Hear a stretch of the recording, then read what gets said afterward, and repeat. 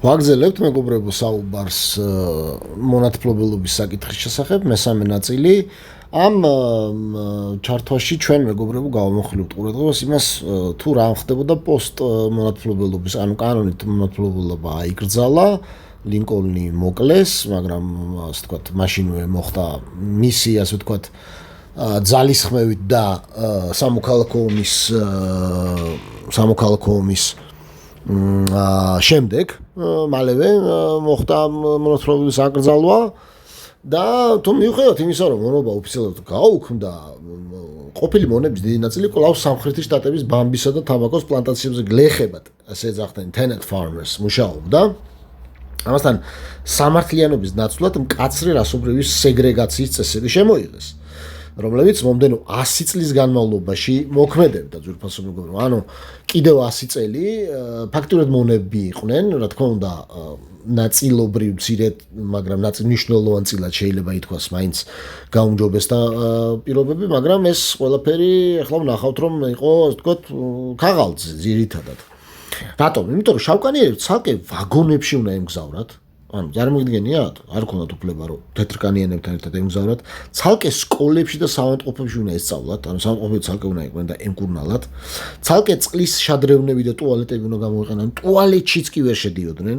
თეთრკანიანთან ერთად ეს დაწესებულებები განსხვავებით თეთრკანიანთა ობიექტებისგან საგრძნობლად ცუდ მდგომარეობაში იყო თუმცა ახალი უფლებების განსაკუთრებით ხმისმცემლის უფლებების მოპოვებით აფრიკელმა ამერიკელებმა შეიძინეს შანსი გავლენა მოეხდინათ პოლიტიკაზე. ბევრმა მათგანმა დაიწყო არჩევნებში მონაწილეობა და 1870 წელს მოხდა საოცრება. ჰირამ რეველსი მისისიპიდან გახდა პირველი შავკანიანი სენატორი და ოვაციების ფონზე შევიდა კონგრესში. ანუ იყო წინსვლა ამ მიმართულებით. თუმცა თეთრკანიანი სამხერხელები ამის შემდეგ ძალიან შეეშინათ მათ და რადგან შიშობდნენ რომ ძალაუფლებას დაკარგავდნენ, ამიტომ სამოქალაქო ომის დასრულებისთანავე შექმნეს რასისტული ორგანიზაცია, რომელსაც დღეს ვიცნობთ და მაშინაც ასე ერქვა კუკლუქს კლანი. შეგიძლიათ დაგუგლოთ, ნახოთ რა სასაცილო ფორმები აცვიათ, თუმცა ეს დღეს სასაცილოდ გვეჩვენება, მაგრამ ეხლა ვნახოთ რომ არ იყო ეს სასაცილო. ეს დაჯგუფება აფრიკელებს თავს ესხმოდა. განსაკუთრებით არჩევნების წინ, იმიტომ რომ ეს პრეცედენტი რომ დაფიქსირდა, როდესაც ჰირამ რეველსი შევიდა კონგრესში, არჩევნების წინ იყენებდნენ ამ კუკლუქს კლანს ელიტები, თეთრკანიანი ელიტები. არჩევნების წინ და პოლიტიკური შეხვედრების დროს შედეგად ბევრ შავკანიან მოქალაქეს შეეშინდა და ეშინოდა ხმის მიცემა. 1868 წლის საპრეზიდენტო არჩევნებამდე ლუიზიანაში მაგალითად, ხო? კუკლუქს კლანმა 2000 შავკანიან ადამიანი მოკლა ან დაჭრა. ანუ ესეთი ამბავი იყო ძვირფასო მეგობრებო და როგორც ამერიკელი ჟურნალისტი ერიკ ჰანსენი წერს, მესეჯი ნათელი იყო. არ გაბედოთ ხმის მიცემა, შესაძლოა სახლში ვეღარ დაბრუნდეთ. აი ასეთი თავისუფალი არჩევნები ტარდებოდა და ტარდება დღესაც, რო იცოდეთ. თუ არ ჯერათ უამრავი წიგნია დაწერილი მაგალითად 2020 წლის არჩევნებზე იმდენი დაიწერა და იმდენი დოკუმენტაცია გვაქვს მეტი არ შეიძლება რომ არჩევნები ყალბდება ძალიან მარტივად ამერიკის შეერთებულ შტატებში. კუკლუქს კლანი უარყოფდა ადამიანის ოჯახის პრინციპს და არანაირი ინტერესი არ ჰქონდა უზრუნველყო რომ დემოკრატიული უფლებები და თანასწორობა ყველა ადამიანისთვის ყოფილიყო. კანის ფერის მიუხედავად ყოველდღიურ ცხოვრებაში დაცული ყოფილიყო ფეხებზე ეკიდათ.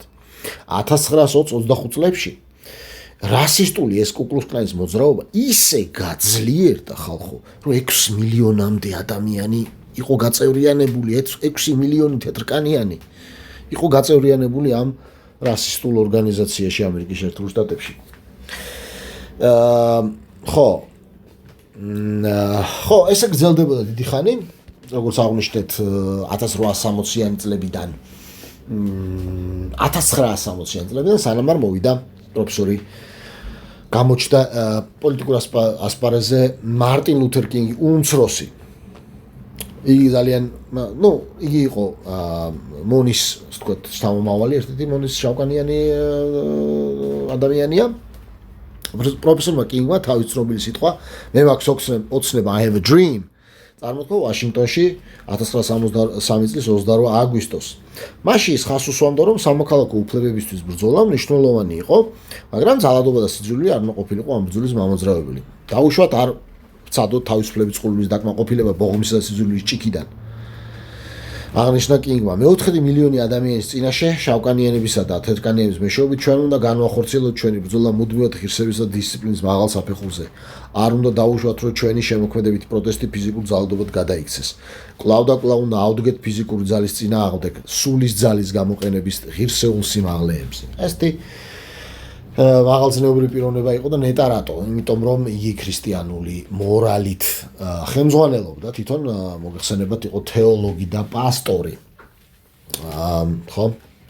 მარტინ ლუთერ კინგ უმცროსმა ნობელის მშვიდობის პრიზიც კი მიიღო 1964 წელს და ის აშშ-ში მშვიდობის მოძრაობის ყველაზე ცნობილი წარმომადგენელია.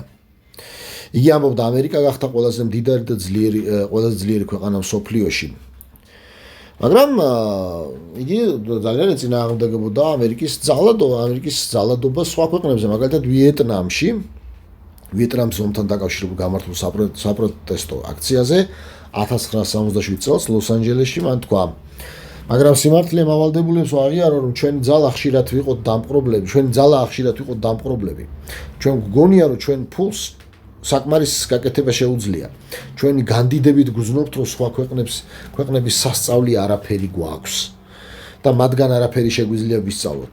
ხშირად გონია, რომ ჩვენ გვაქვს ღვთიური მესიანისტური მისია, რომ მთელი მსოფლიო გავაკონტროლოთ.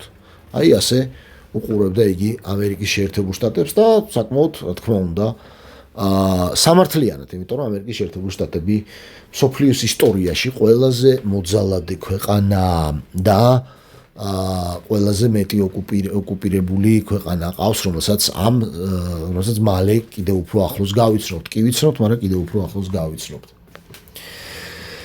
იგი აგრძელებს, ძლიერება ნიშნავს უფრო დიდ საშიშროებას, თუ არ ხდება სულის თანამიმდევრული ზრდა. რეალური ძალა მდგომარეობს ძალის სამართლიან გამოყენებაში. თუ ჩვენი ქვეყნის ძალას არ გამოვიყენებ პასუხისმგებლობით და შეზღუდვით, ის იმოქმედებს როგორც აქტონის სიბრძნის მეტყველება ამბობს. იყო ასეთი ბრიტანელი ინტელექტუალი ლორდ აქტონი, ძალიან ცნობილი, რომელიც ამბობდა, ძალიან მისი ცნობილი სიტყვებია, უზარმაზარი ინტელექტუალი იყო, ისტორიკოსი იყო ეს პიროვნება, რომელიც ამბობდა, რომ ძალაუფლება რყნის, ხოლო უფრო დიდი ძალაუფლება დიდად რყნის და ამას იმეორებს სწორედ აქ ეს ღირსეული პიროვნება, როცა ამბობს, რომ ძლიერება იწვევს კორუფციას და აბსოლუტური ძალა აბსოლუტურ კორუფციას. აი ასე, მეგობრებო, 150 წელია რაც გაუქმებულია და ასე ვთქვათ, მაინც ახასიათებთ ესეთი რაღაცები. ჩვენი განდიდება შეიძლება ჩვენს გადაგვარებაში გადაიზარდოს, იგი ამბობდა, ჩემო და რა თქმა უნდა, როგორც ყველა ღირსეულ პიროვნება იგიც მოკლეს. ძირითადად ეს პეცამსახურების განხორციელება დღეს უკვე ვიცით, რომ კინგი ძალიან დიდი ალბათობით ამერიკელმა სპეცსამსახურებამ მოიცილეს სწორედ ვიეტნამში ამერიკელების მიერ განხორციელებული საშინელებების ხილების შემდეგ, რადგან მოგეხსენებათ, რომ ამერიკელებმა დაახლოებით 3 მილიონი ვიეტნამელი მოკლეს, მათ შორის სამხრეთ ვიეტნამის შტატებშიც, რომლის მოკავშირეებაც იცვლებოდნენ დაახლოებით 200,000-მდე სამხრეთ ვიეტნამელი ყავთ მოკლული. თვითონ ამერიკელებს.